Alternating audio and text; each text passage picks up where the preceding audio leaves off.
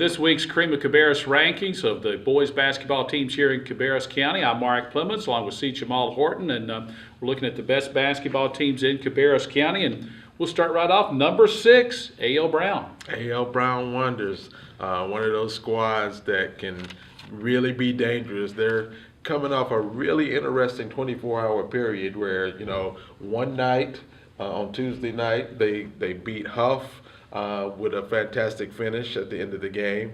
And then just on the following night, lost a tough three-point decision to South Rowan. So, but that's a non-conference affair. Yeah, so it doesn't really hurt them as far as the standings go. Not at all. But again, one of those teams, you still really have to be wary of when you take the court against the Wonders. And it's one of those rivalry games when you play South Rowan. That they really get up for A.L. Brown. They want to beat Kannapolis as bad as they can. Solidly at number 5 this week, we have the First Assembly Eagles, and they are now in second place in the Metrolina. Yeah, 20-7 overall record. Again, they're getting hyped, getting ready to take on the postseason, the 2A private school postseason. Their squad, they had a victory this past week where they beat Gaston Christian 100-13.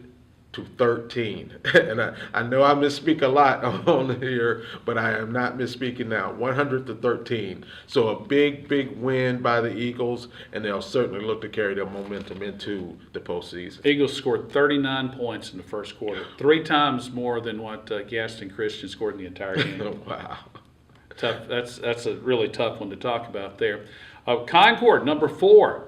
Concorde had that tough loss last week to Cox Mill, a game that went down to a Matt Morgan drive down the lane, and then Concorde couldn't get a shot off to get a good shot off to try to take the win at the end. But they've had 3 really tough losses, with the losses to Hickory Ridge and to Cox Mill twice. Right. And despite all that, they're still solidly in third place in the South Piedmont 3A standings. So you never know heading into the final week. They have, certainly a game this week and a remaining game this week, and then, next week wrapping up the regular season. And so who knows where they'll end up, depending on how all the rest of those conference games play out. Yeah, and Concorde, big road game on Friday night, go to West Rowan. A win there for Concorde really puts them solidly in third. West Rowan's a team that could beat them for third place if the Spiders stub their toe in Mount Olive. So big game coming up there. Our number 3 team is one of the best teams in the South Piedmont, and that's the Hickory Ridge Raging Bulls. They are just so dangerous. They tied for that first place role with Cox Mill in the South Piedmont, just ahead of Concorde. Just always a team that can explode at any time, offensively and defensively. That's what I really like about them. Jalen Stowe playing out top at the point guard position on offense, and then at the defense, he really spearheads things and gets those guys into attack mode. And inside, a guy who's fast becoming one of my favorite players, Bobby Babson, up to 3.7 block shots per game, which is phenomenal. When they're playing good defense, Hickory Ridge is hard to beat. Doesn't matter who they're playing. That's right. Number 2 team this week is the J.M. Robinson Bulldogs, and this is a team that can be very, very good. Just ask North Mecklenburg. North Meck has 2 losses on the season, both coming at the hands of the Bulldogs. How about that?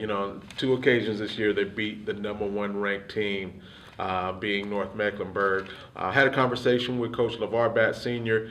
His only concern with the team, or main concern with the team, is getting them to maintain that consistency. They have a tendency to play really, really high when they're taking on a team like North Mecklenburg, when they're the underdog, but in the teams where maybe they're kind of expected to go in and handle business a certain way, they've struggled with that a little bit. So, as you get into the stage of the season, you really have to focus on being at that same level on a nightly basis. Yeah, because when you get once you get in past the first round of the conference tournament or so, every game after that essentially is a playoff game. That's right, absolutely. That's the number 2 team, J.M. Robinson. Number 1 team again this week is the Cox Mill Chargers.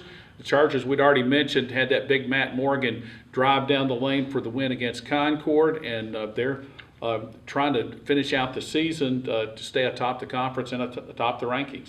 Yeah, I mean, the Chargers, I don't want to use the word quietly because they've been a good team all season, but they've won 5 games in a row. It's just that some of those have been some close outcomes, but they found a way, they've showed the mettle to win those games. So you have to give them credit for that. Outstanding players all around with Messiah Baptiste, T.J. Jones, Matt Morgan, and then they got another really important player just back over this past week, Gianni Smith, who had been injured for a while. So that's another thing, another tool that's going to make them even more dangerous at this stage. Yeah, Gianni Smith can really got a motor on defense and really can add some offense as well. So he's a very explosive player as well. Yes, that certainly is going to help Jody Varby's team.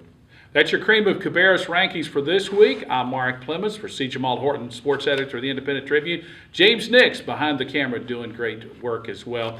So we'll see you next week. Thanks for joining us.